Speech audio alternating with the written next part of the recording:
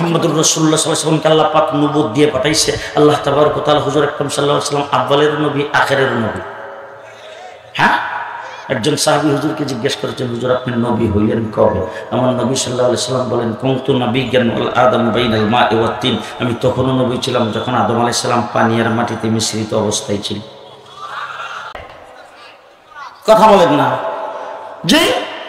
আদম থেকে ঈসা পর্যন্ত 1,24,000 পয়গম্বর আল্লাহ পৃথিবীতে প্রেরণ করেছেন। সমস্ত পয়গম্বরকে নির্ধারিত ডেট দিয়ে পাঠাইছেন। আদম থেকে ঈসা পর্যন্ত সমস্ত নবীর ডেট ফেল। যে কোন নবীর ডেট আছে? ডেট ফেল, তারা দুনিয়া থেকে চলে গেছে। আল্লাহ পাক সর্বশেষ আল্লাহর হাবিবকে দুনিয়াতে প্রেরণ করেছেন। আল্লাহ ঘোষণা করেছেন, ও আমার হাবিব, অতীতে যত নবী দুনিয়াতে পাঠাইছিলাম সমস্ত নবীকে নির্ধারিত ডেট দিয়ে পাঠাইছিলাম। এবার আপনার ডেট শুনেন, কতদিন? আমি রব্বুল আলামিন, আপনি হইলেন রাহমাতুল লিল আলামিন। আল্লাহু আকবার, আস্তে আস্তে আস্তে। আমি রব্বুল আলামিন, আপনি হইলেন রাহমাতুল লিল আলামিন। আমি আল্লাহর আল্লাহগিরির ডেট যতদিন, আপনার নবুয়তের ডেট ততদিন। উইদাউট টাইম, কোনো ডেট নেই, আনলিমিটেড। ঠিক কিনা বলেন? ঠিক কিনা বলেন? মুহাম্মদুর রাসূলুল্লাহ সাল্লাল্লাহু আলাইহি ওয়াসাল্লামকে আল্লাহ তাবারক ওয়া তাআলা আমাদের জন্য নবী বানায়া পাঠাইয়া সেই নবীর উম্মত আমাদেরকে পাঠাইছেন, আমাদেরকে বানাইছেন। তাহলে নবী দামি, আমরাও আস্তে নবী দামি, আমরাও দামি। নবী জান্নাতে যাবে সকল নবীদের আগে, আমরা জান্নাতে যাব সকল উম্মতের আগে। আমরা জান্নাতে যাব সকল উম্মতের আগে। সেই নবী মুহাম্মদুর রাসূলুল্লাহ সাল্লাল্লাহু আলাইহি সাল্লামের আগে যত নবী পৃথিবীতে আসছে, সমস্ত নবী দুনিয়ার থেকে যাওয়ার সময় কোনো নবী তার খলিফা নিয়োগ করে যান নাই, কোনো নবী তার নায়েব নিয়োগ করে যান নাই। আমার প্রত্যেক নবী পৃথিবীতে আসছেন, যাওয়ার সময় বলছেন, আমি চলে যাচ্ছি, আমার পরে নবী আসবে। আমি চলে যাচ্ছি, আমার পরে নবী আসবে। আমি চলে যাচ্ছি, আমার পরে নবী আসবে। সর্বশেষ হযরত ঈসা আলাইহিস সালাম এসে ঘোষণা করেছেন, মুবাশশিরাম বিরাসূল ইয়াতি মিন বাদ ইসমুহু আহমদ। আমি তো দুনিয়া থেকে চলে যাচ্ছি, আমি খুশখবরি দিয়ে যাচ্ছি, আমার পরে আহমদ নামের আখেরি নবী, বিশ্ব নবী পৃথিবীতে আগমন করবে। তার খুশখবরির জন্যই আল্লাহ পাক আমাকে দুনিয়াতে প্রেরণ করেছেন। আর আমার নবী মুহাম্মদুর রাসূলুল্লাহ সাল্লাল্লাহু আলাইহি ওয়াসাল্লাম দুনিয়াতে এসে বলছেন, আনা খাতামুন নবিয়্যিন লা নাবিয়্যা বাদি। আমি সর্বশেষ নবী, কিয়ামত পর্যন্ত আমার পরে আর কোনো নবী নাই। রাসূল বলেছেন, উম্মত শোনো, অতীতে কোনো নবী তার খলিফা নিয়োগ করে যান নাই। আমি তোমাদের সামনে ঘোষণা করে গেলাম, আলাইকুম বিসুন্নতি ওয়া সুন্নাতিল খুলাফায়ে রাশিদিন আল মাহদিয়িন। আমি আমার খলিফা নিয়োগ করে গেলাম ইসলামের ব্যাপারে, মাসলা মাসাইলের ব্যাপারে। আমার সিদ্ধান্ত উম্মতের জন্য জীবন কার্যকর। আমার খুলাফায়ে রাশিদিন যে সিদ্ধান্ত দেবে সেটাও উম্মতের জন্য কার্যকর। যেখানে বসেছি এটা একটা মাঠ। এই মাঠে সারা বছর অনেক কাজকর্ম হয়,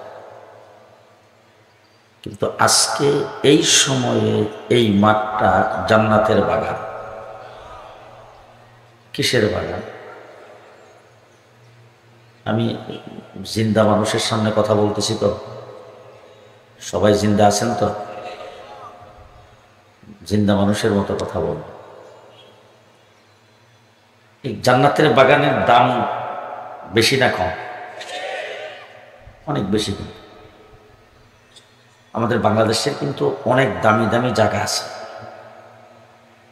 প্রেসিডেন্ট হাউস, বঙ্গভবন বাংলাদেশের মধ্যে সর্বোচ্চ জায়গা, সবচেয়ে বেশি দাম। মাননীয় প্রধানমন্ত্রী যেখানে থাকেন গণভবন, এটাও কিন্তু অনেক দামি। ওই সমস্ত দামি জায়গায় প্রায় বিভিন্ন অনুষ্ঠান হয়।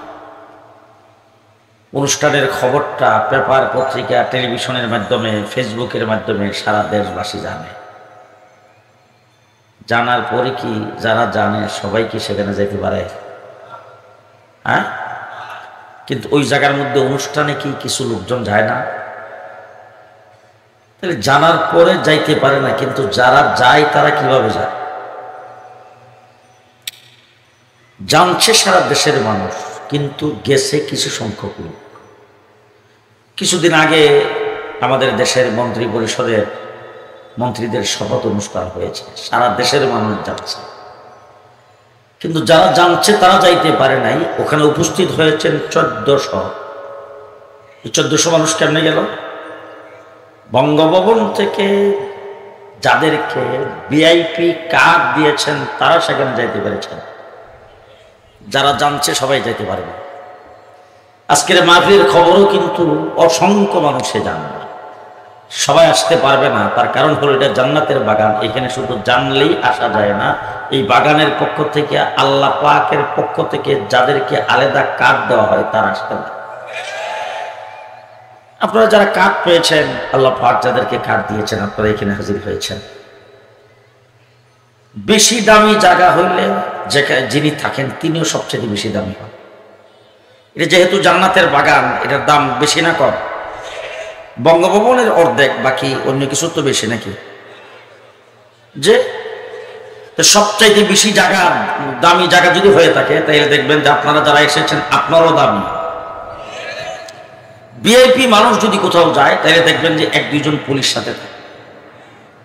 ভিআইপি যদি যায় তাহলে ওই সর্বনাশ, চতুর্দিকে নিশ্ছিদ্র পাহারা, ঠিক কিনা বলে? আশেপাশের কোন বিল্ডিং থাকলে এটার ছাদের উপরও পুলিশ, ভিআইপিদের জন্য।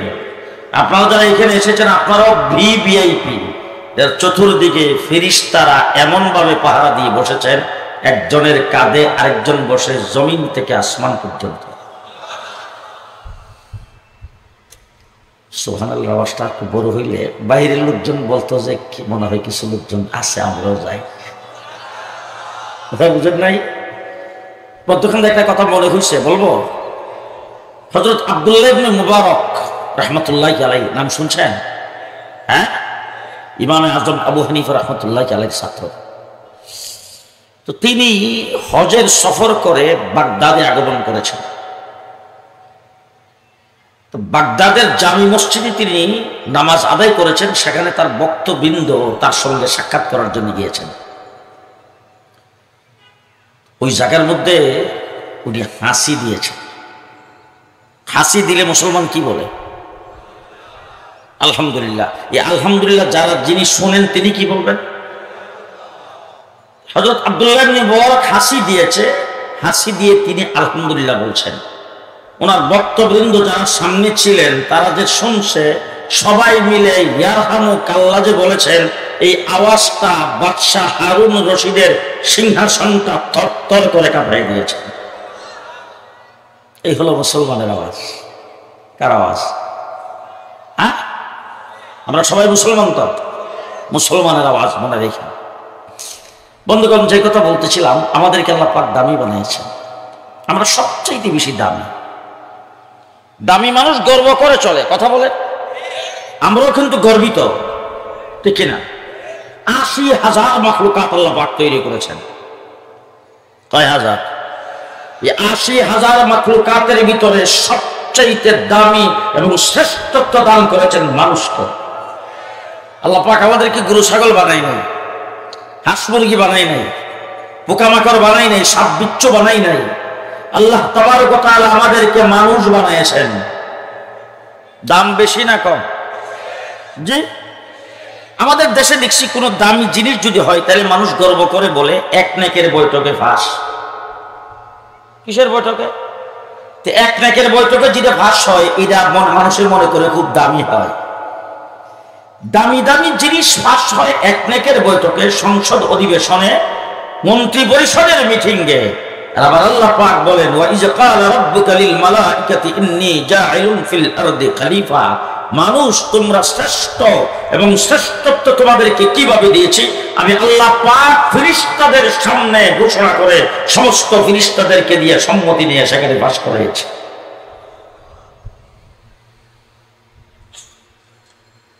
আমার পৃথিবীর যাবতীয় সবকিছু তৈরি করেছেন কে? আসমান কে বানিয়েছেন? জমিন কে বানিয়েছেন?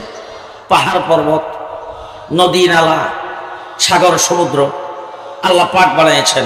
এখন আল্লাহ যে বানিয়েছেন এত কিছু, আপনি দেখেন আমাদের বাংলাদেশে এখন পলি মাটি পড়ে, নদীগুলি প্রায় অনেক জায়গায় ভরাট হয়ে গেছে।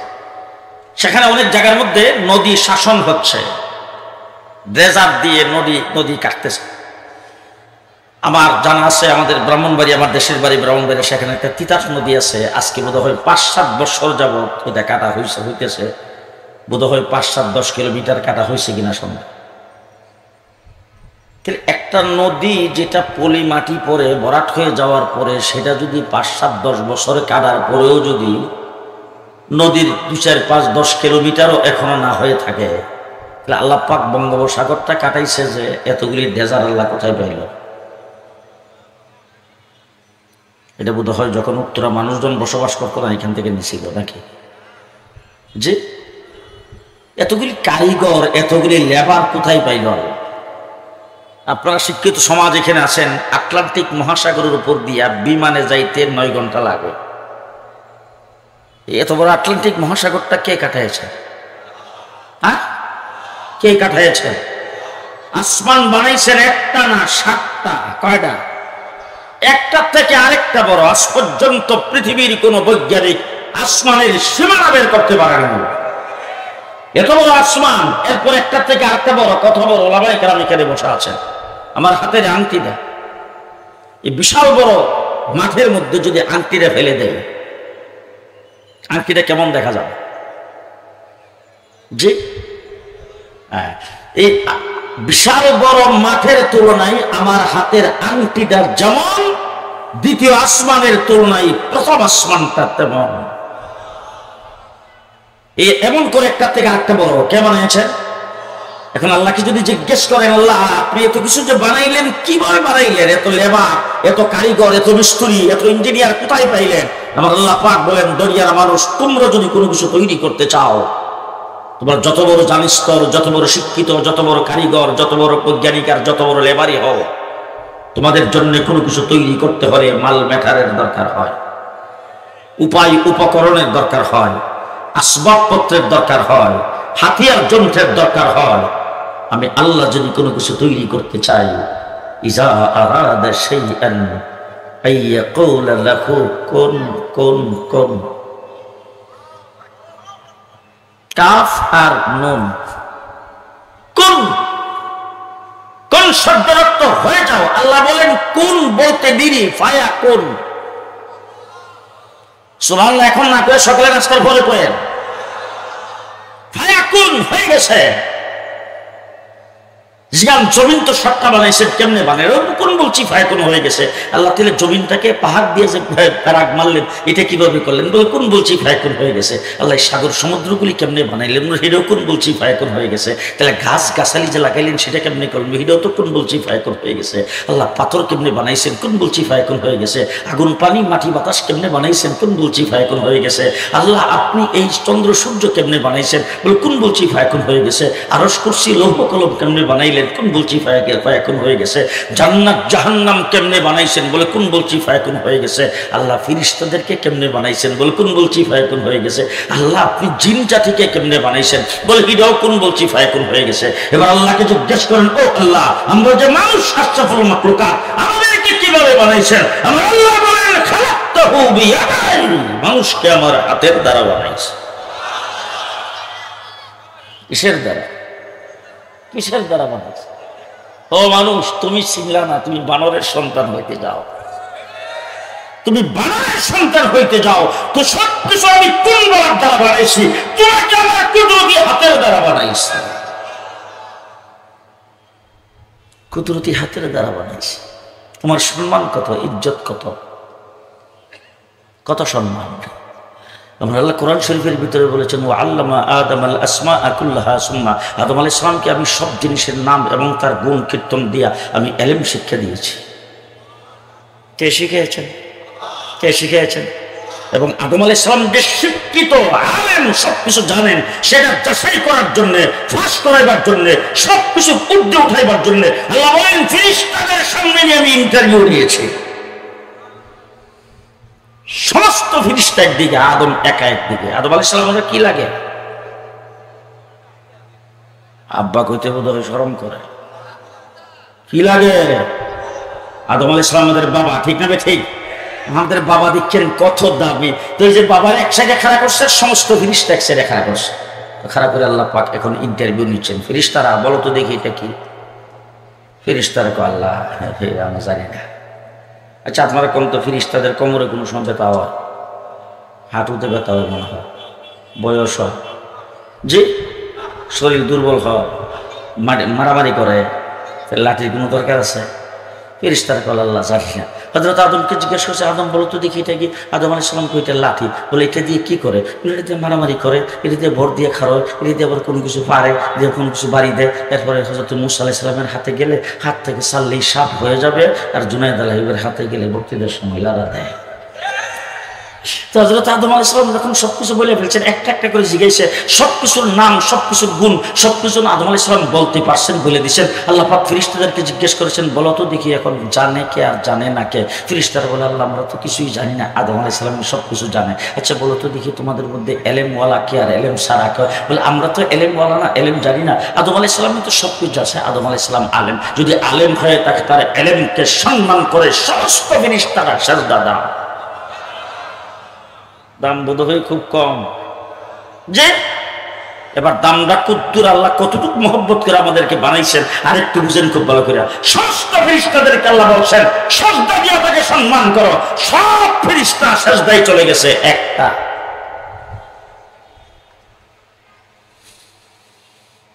আল্লাহ পাক জিজ্ঞেস করেছেন, এই সবাই সিজদায় গেল, তুমি যে দাঁড়াই রইলে? হে ডাক দিয়ে, আমি বুদ্ধিজীবী। কি? আমি বুদ্ধিজীবী। এখনো কিন্তু দেখেন বাংলাদেশে কিছু বুদ্ধিজীবী আছে, একটারও মাথার চুল নেই। বুদ্ধি বিক্রি করতে করতে টকশোতে বৈশা, বিভিন্ন জায়গায় বৈশা, যে ইসলামের বিরুদ্ধে কুটকুট কুটকুট করে সবগুলি ইবলিসের খালাতো ভাই। ইবলিস বুদ্ধিজীবী, ইবলিসের আগে দেখেন বুদ্ধিজীবী। আল্লাহ কত কাছে কি বুদ্ধি আছে? বলে, আরে আমারে বানাইছেন আগুন দিয়া। দেখেন যুক্তিগত বুদ্ধিজীবী। আমারে বানাইছেন আগুন দিয়া, আদমরে বানাইছেন মাটি দিয়া। মাটির স্বভাব হইল নিচের দিকে তাকা, আগুনের স্বভাব হইল উপরের দিকে ওঠা। আগুন হইল আলো আর মাটি হইল অন্ধকার। সুতরাং আলো কোনো সময় অন্ধকারের সামনে মাথা নত করতে পারে না, আর যেটা নিচু, নিচুর কাছে কোনো সময় উপরে ওঠার যেটা সেটা উন্নত হতে পারে না। এই জন্য আমার যুক্তিতে ধরে নাই, আমি বুদ্ধিজীবী। আল্লাহ রাব্বুল আলামিন ডাক দিয়ে কইছে, তুই 50 বছরের জন্য বহিষ্কার।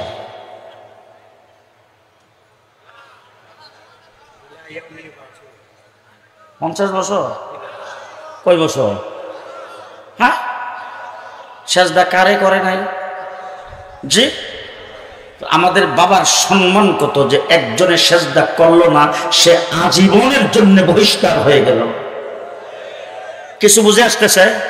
2 নম্বর আসেন, সিজদা করার হুকুম করেছেন কে? কাকে সিজদা করার কথা বলেছেন? আদমকে সিজদা করার কথা বলেছেন, আল্লাহকে তো সিজদা করার কথা বলে নাই। সে আদমকে সিজদা করে নাই, আজীবনের জন্য একটা সিজদার কারণে ইবলিস বহিষ্কার হয়ে গেল। আর আপনি যদি ফরজ নামাজ না পড়েন, দৈনিক কমপক্ষে 34টা সিজদাকে অস্বীকার করেন। দাম কত? জি, সবচাইতে বেশি দামি করে আল্লাহ পাক আমাদেরকে বানাইছেন, খুশি না বেজা? হ্যাঁ, এখন যদি মানুষের বাড়িটা যদি দামি জায়গায় হয়, সে একটু ফোটানি করে না? বেটা সিনস, বরিশালের কোনো লোক থাকলে রাগ করে না। বরিশালের লোকজন রাগ হইলে একজন একজন কিছু বলতে মরে সে ন সেরকম সিনস আমারে। হ্যাঁ বেটা গুলশানে থাকে, আমার বাড়ি গুলশান, সিন আমার বাড়ি উত্তর। হ্যাঁ সিনস বেটা অভিজাত এলাকায়। আমরাও কিন্তু ফুটানি করে বলতে পারি আমার বাবার বাড়ি জান্নাতে। কোথায়? মসজিদের ইমাম সাহেব আছে, ওলামায়ে কেরাম আছে, একজন একজন করে জিজ্ঞেস করেন তো নবী মুহাম্মদুর রাসূলুল্লাহ সাল্লাল্লাহু আলাইহি ওয়াসাল্লামের বাড়ি কোথায়? বলে ওনার বাড়ি তো মক্কায়। আচ্ছা ইউসুফ আলাইহিস সালামের বাড়ি কই? বলে ইউসুফ আলাইহিস সালামের বাড়ি মিশরে। আচ্ছা মুসা আলাইহিস সালামের বাড়ি কই? বলে ওনার বাড়ি মিশরে। আচ্ছা ইব্রাহিম আলাইহিস সালামের বাড়ি কই? বলে ইব্রাহিম আলাইহিস সালামের বাড়ি ফিলিস্তিনে। এরকম প্রত্যেকটা নবীর নাম জিজ্ঞেস করে যদি বলেন, তাহলে প্রত্যেক নবীর নাম, তার জন্মের ঠিকানা, কোথায় জন্মগ্রহণ করছে, মাকে বাপকে, এরকম সব কিছু কিন্তু বলা যাবে, তাদের ঠিকানা আছে। আদম আলাইহিস সালামের বাড়ি কই? হ্যাঁ, পৃথিবীর জমিনে কোথাও বাড়ি আছে? হ্যাঁ, আদম আলাইহিস সালামের কি লাগে? বাপের বাড়ি কোনো না। হ্যাঁ, লন্ডনে গেলাম, একটা বৃদ্ধ মানুষের সঙ্গে বৈশা খাইতে বসছি। লোকটা জিজ্ঞেস করলাম, চাচা বাড়ি কোন? সিলেট বিশ্বনাথ। চাচা দেশে জানতাম? 35 বছর আগে একবার গেছিলাম। 35 বছর আগে একবার গেছিলেন, এতদিন পর্যন্ত দেশে যান না, দেশের জন্য আপনার কোনো মায়া দেয়া নাই। বলে বলা বাবা মায়া থাকলে কি হবে, এখন দেশে গেলে আমরা কেউ চিনবেও না, আর দেশের আত্মীয় স্বজন যারা আছে তারাও সব বিভিন্ন দেশে দেশে চলে গেছে, আমিও কাউরে চিনবো না, কেউ আমার চিনবেও না, এই জন্য দেশে যাই না। সহায় সম্পত্তি যা ছিল সেগুলি বিক্রি টিক্রি করিয়া নিয়ে আসছে, কিছু লোকজনকে দিয়ে দিছি। আমি বললাম তাইলে এখন এই দেশে, বলে এই দেশের আইডি কার্ড পাইছি, এই দেশের পাসপোর্ট পাইছি, এই দেশে বসবাস করি। আমার এক বাড়ি, আমার 2 ছেলের আলাদা আলাদা বাড়ি, 4 মেয়ে বিয়ে দিছি, তাদের আলাদা আলাদা বাড়ি, সবাই আমি আর বুড়ি সারা বাংলা আমার ঘরে কেউ কোন নাই। আমি জিজ্ঞেস করলাম যে আপনার ঘরে বাংলা কেউ বলারই নাই, আর আপনার ছেলেপেলেরা এরা সবাই ইংলিশ, বাংলা কইলে বুঝেও না, বাংলা কইলে বুঝেও না। আপনার বাড়ি জিজ্ঞেস করলাম, পরে বাড়িটা তো এইখানে বলতে পারতেন, সিলেট বিশ্বনাথ কেন কইলেন? আমার দিকে ব্যবসায় আমার বাপদাদার বাড়ি আসছিল সিলেট বিশ্বনাথ। আমরা কার সন্তান? আদম আলাইহিস সালামের বাড়ি কো জান্নাতে, আমরার বাড়ি কো? হ্যাঁ, আমরা কিন্তু জান্নাতি বাবার সন্তান, আমাদের বাড়িও জান্নাতে, আমরা জান্নাতের ওয়ারিস সূত্রে মালিক। হ্যাঁ, আল্লাহ পাক আমাদেরকে কতটুকু সম্মান দিয়েছেন, কথা সংক্ষেপ করতে চাই। সম্মান আমাদের আরও আছে। 1,24,000 পয়গম্বর আল্লাহ পাক পৃথিবীতে প্রেরণ করেছেন। হযরত আদম আলাইহিস সালামকে তৈরি করে রূহের জগতে আল্লাহ পাক গোটা পৃথিবীতে কিয়ামতের দিন পর্যন্ত যত মানুষ পৃথিবীতে আসবে, আর আদম থেকে শুরু করে এ পর্যন্ত যত মানুষ পৃথিবীতে আসছে, সবাইকে আল্লাহ পাক রূহের জগতে আদমের পৃষ্ঠ থেকে একসাথে তৈরি করে সেই জায়গায় একটা প্রশ্ন করেছিলেন, আলাস্তু বিরব্বিকুম, আমি কি তোমাদের প্রভু নয়? ওখানে আমরা ছিলাম কিনা? জি। বুশ, ওবামা, জো বাইডেন সবাই ছিল কিনা? আবু জেহেল, আবুল লাহাব, হ্যাঁ, নমরুদ, ফেরাউন, হামান, সাদ্দাত ছিল কিনা? আদম থেকে শুরু করে সমস্ত নবীর উম্মতরা সেখানে ছিল কিনা?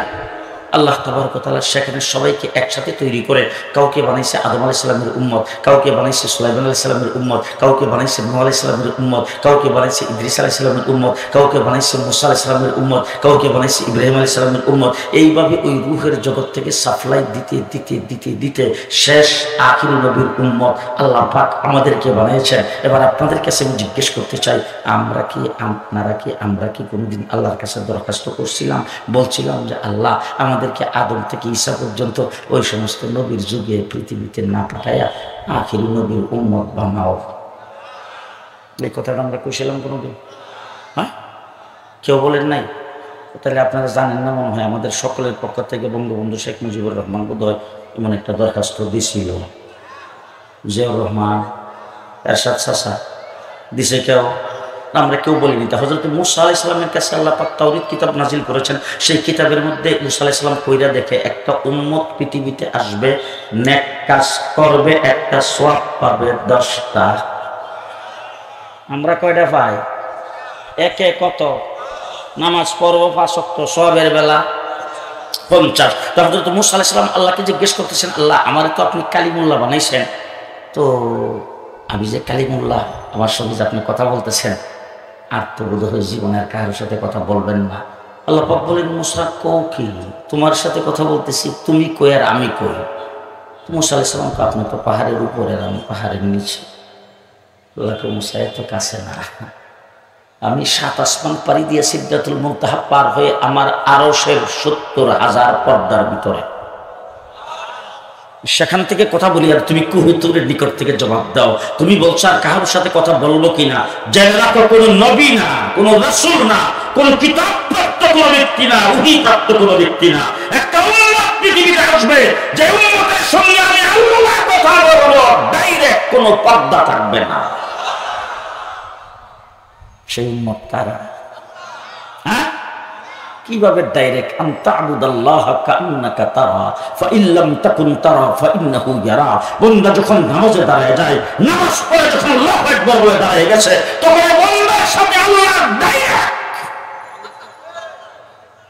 বান্দার আল্লাহর মধ্যে কোনো পর্দা, কোনো পর্দা ভাই।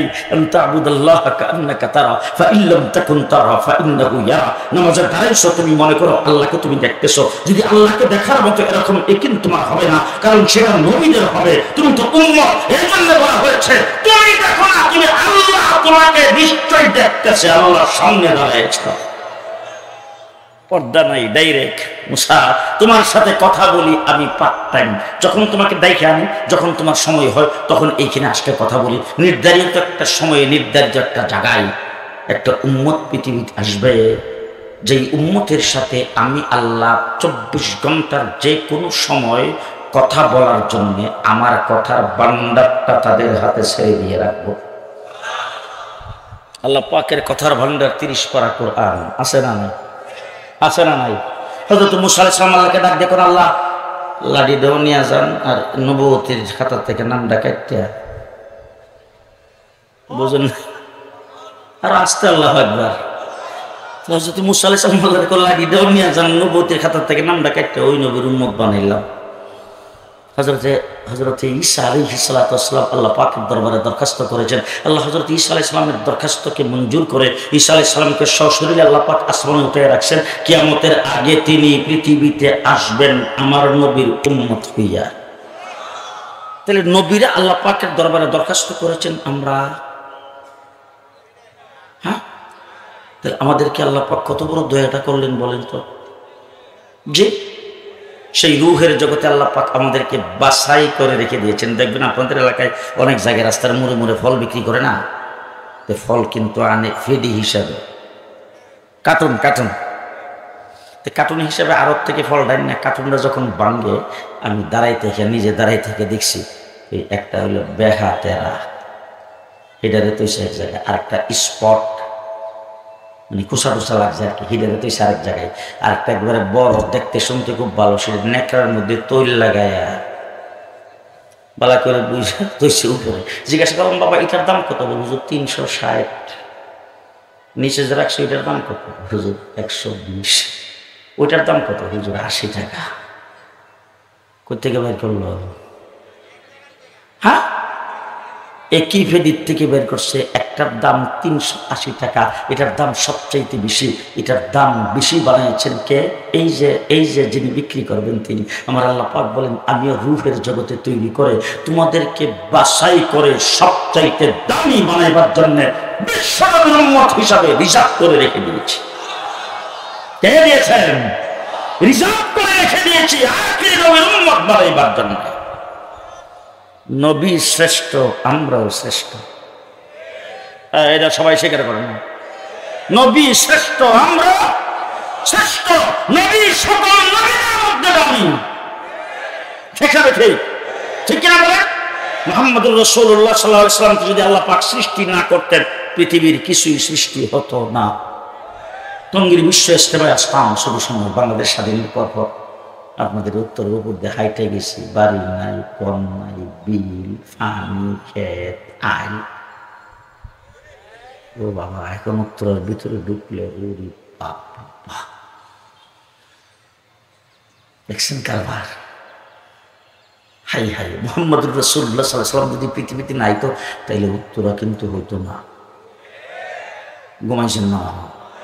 হয়তো উত্তরা ঢাকা নামে কোনো রাজধানী হতো, 71 মুক্তিযুদ্ধ হতো, বাংলাদেশ নামে কোনো দেশ হতো, বঙ্গবন্ধু নামে কোনো লিডার হতো, জিয়াউর রহমান নামে কোনো প্রেসিডেন্ট হতো, এরশাদ নামে কোনো নেতা হতো, খালেদা হাসিনা নামে কোনো নেত্রী হতো। আমার নবী পৃথিবীতে না আসলে পদ্মা নদী হইতো, পদ্মা ব্রিজ হইতো, কর্ণফুলী তেল হতো। আমার রাসূল পৃথিবীতে না আসলে আসমান, জমিন, চন্দ্র, সূর্য কিছুই হতো না। কিনা কম? হযরত আদম আলাইহিস সালাতু ওয়াস সালামকে আল্লাহ পাক বানিয়ে সর্বপ্রথম আরশের নিচে রাখছে, ওখান থেকে আদম আলাইহিস সালামকে নিয়ে জান্নাতে ঢুকাইছে। আদম আলাইহিস সালাম জান্নাতে বসবাস করতেছে, জান্নাত আরামের জায়গা না? হঠাৎ করে আদম আলাইহিস সালাম আল্লাহর পিণ্ডার দেখো, আল্লাহ একটা জিনিস খালি চতুর্দিকে তাকাইলে দেখি ভিতরে বড় প্রশ্ন। আল্লাহকে কি প্রশ্ন? বলে সব জায়গায় যেদিকে তাকাই সেই দিকে দেখি তোমার নামের সাথে একটা নাম লেখা। আস্তে কয়ে নিস্তে, যেই দিকে তাকে সেই দিকে দেখি তোমার নামের সাথে একটা নাম লেখা। আল্লাহ এটা বুঝলাম না, তোমার নামের সাথে কার নামটা লাগাই রাখছো? আল্লাহ পাক জিজ্ঞেস করেন, আদম তুমি কোথায় দেখলা, কি নামটা দেখলা? বলে কেন, আমাকে যখন আরশের নিচে রাখা হয়েছিল, আমার ভিতরে রূহ দেওয়ার পরে যখন প্রথম চাইছি, তাকানো মাত্রই দেখি বরক করে আরশের মধ্যে লেখা আছে লা ইলাহা ইল্লাল্লাহ, সাথে দি লেখা মুহাম্মাদুর রাসূলুল্লাহ। এরপরে যখন আরশের নিচ থেকে ফেরেশতারা আমাকে আনতে গেছে, দেখি প্রত্যেকটা ফেরেশতার কপালের মধ্যে লেখা লা ইলাহা ইল্লাল্লাহ, সাথে লেখা মুহাম্মাদুর রাসূলুল্লাহ। আয়েশা জান্নাতের ভিতরে ঢুকবো, দেখি জান্নাতের গেটের মধ্যে বরক করে লেখা লা ইলাহা ইল্লাল্লাহ, সাথে লেখা মুহাম্মাদুর রাসূলুল্লাহ। জান্নাতের ভিতরে ঢুকে দেখি জান্নাতের প্রত্যেকটি পাতায় পাতায় লেখা লা ইলাহা ইল্লাল্লাহ মুহাম্মাদুর রাসূলুল্লাহ। জান্নাতের ভিতরে যত আসবাবপত্র, সমস্ত আসবাবপত্রের গায়ে লেখা লা ইলাহা ইল্লাল্লাহ, সাথে লেখা মুহাম্মাদুর রাসূলুল্লাহ। এ পর্যন্ত যত খাবার খাইলাম, প্রত্যেকটা খাবারের লেবেলের মধ্যে লেখা লা ইলাহা ইল্লাল্লাহ, সাথে মুহাম্মাদুর রাসূলুল্লাহ। আল্লাহ জিজ্ঞেস করেন, আদম চিনতে পারো নাই? বলে না। আদম জেনে রাখো, তারে না বানাইলে তোমারও বানাইতাম।